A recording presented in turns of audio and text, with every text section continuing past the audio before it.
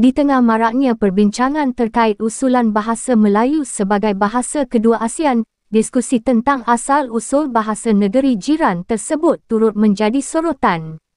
Banyak pula orang yang masih kebingungan atas perbezaan antara bahasa Indonesia dan bahasa Melayu. Kerana kedua bahasa ini memiliki banyak persamaan, ada juga yang berfikir bahawa perbezaan di antaranya hanya seputar logat, pelafalan kata dan beberapa kosakata. Nyatanya, kedua bahasa ini sangat berbeza. Menurut informasi yang dipublikasikan oleh Kemdikbud, bahasa Indonesia lahir tepatnya pada tanggal 28 Oktober 1928. Pada rapat pemuda-pemudi dari seluruh Indonesia tersebut, muncullah Sumpah Pemuda yang poin terakhirnya berbunyi, menjunjung bahasa persatuan, bahasa Indonesia. Secara garis besar dapat disebutkan bahawa bahasa Melayu Riau sebagai cikal bahasa Indonesia. Bahasa Indonesia mengalami perubahan yang sangat cepat dan menjadi bahasa yang canggih, maju dan moden berbanding bahasa Melayu. Berikut penjelasan dari pakar bahasa. Sebelum kita tonton videonya, jangan lupa subscribe channel ini. Aktifkan lonceng notifikasinya biar selalu dapat notifikasi video baru dari kami.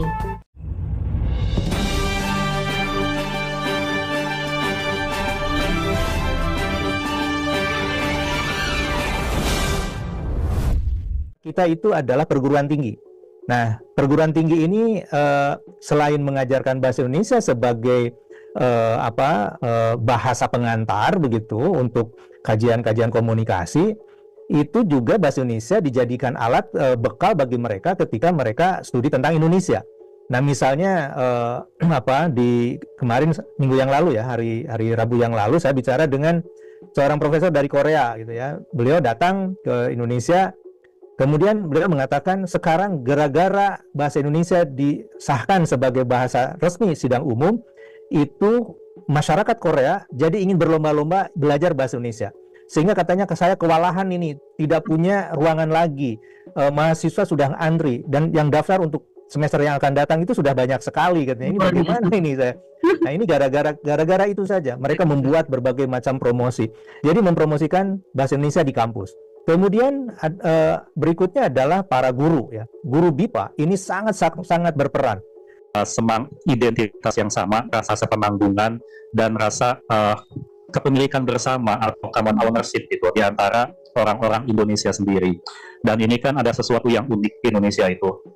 Kita dijajah Belanda, tapi kita menggunakan bahasa Indonesia sebagai bahasa pemersatu. Memang ada faktor-faktor lain sih, kenapa kita tidak menggunakan bahasa Belanda. Tapi fakta bahwa bahasa Indonesia digunakan sebagai bahasa pemersatu, dan kalau dari sejarah kan, nanti Pak Amin bisa jelaskan, itu sudah berlangsung sejak ratusan tahun yang lalu kan. Ketika kita masih negara kepulauan, belum ada orang asing, di mana asal-usul bahasa Indonesia ini, bahasa Melayu Pasar, kalau saya tidak salah baca sih, menjadi bahasa pengantar dalam proses perdagangan di pesisir.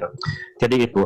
Dan kalau kita lihat di negara-negara lain, saya tahu beberapa negara yang bahasa utamanya itu diambil dari bahasa suku mayoritas. Misalnya Myanmar, itu bahasanya kan Bamar. Bamar itu adalah suku mayoritas, mayoritas mutlak sih mereka di Myanmar sekitar 70% gitu.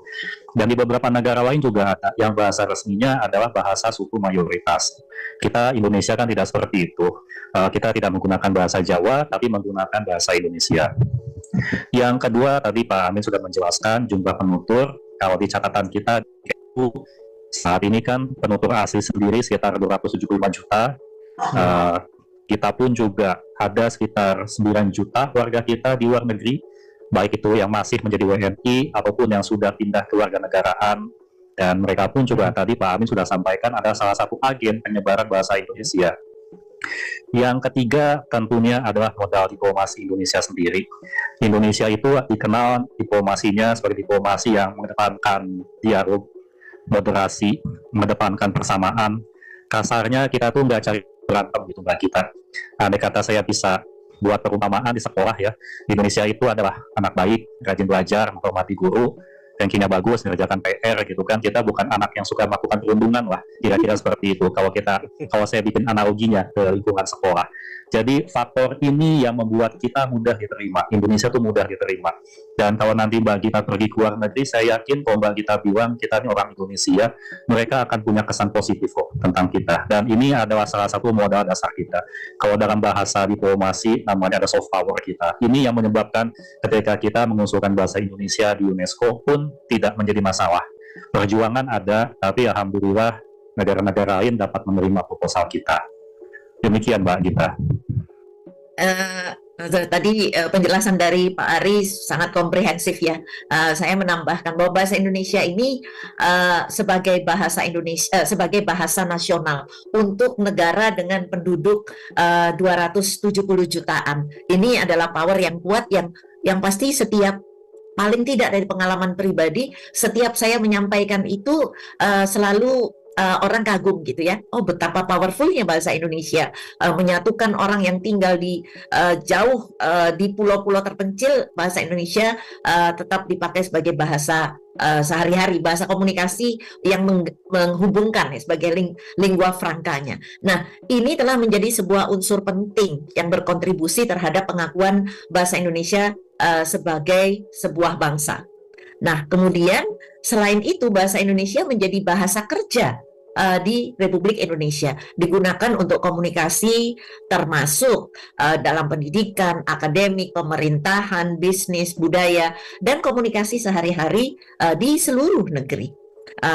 Dan selain itu, saat ini dengan jumlah penduduk 270 juta lebih jiwa, penduduk terpadat keempat di dunia, bahasa Indonesia digunakan oleh sekitar 3,3% populasi penduduk dunia, karena memang jumlah penduduk kita yang cukup besar. Nah, ini semua mempunyai menjadi faktor penting kenapa bahasa Indonesia perlu dilirik begitu ya oleh lembaga dunia seperti UNESCO dan kemudian tentunya oleh bangsa-bangsa di dunia.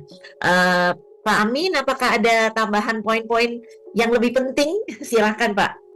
Ya, ketika saya sampaikan proposal ini ya kepada UNESCO waktu itu, ada satu diskusi dengan kawan-kawan di Kemenlu, yaitu ketika kita bicara bagaimana kontribusi Indonesia dalam perdamaian dunia, bagaimana kontribusi Indonesia dalam pengembangan multikulturalisme gitu.